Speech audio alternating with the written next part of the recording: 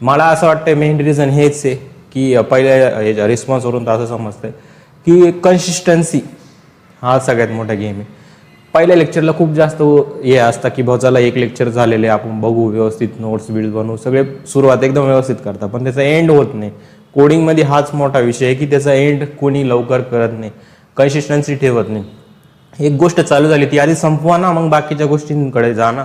पण त्यांना बाकीच्या गोष्टी एक सोबत सगळ्या गोष्टी पाहिजे असेल, ते एक मेन गोष्टीवर एक इझी लँग्वेज सुद्धा लास्ट इयर होईपर्यंत एक सिंपल लँग्वेज सुद्धा कंप्लीट करू नाही शकत, अशी कंडिशन लागते.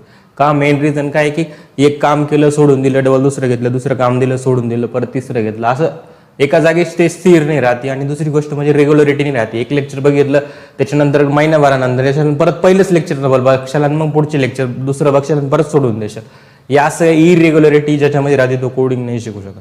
तुम्हाला रोजचं काम रोज करावेच लागेल, तेव्हा तुमचं पूर्ण प्लेलिस्ट ही कंप्लीट होईल आणि पूर्ण कोर्स हा कंप्लीट होईल आणि तुम्हाला सगळ्या गोष्टी या समजत चालतील.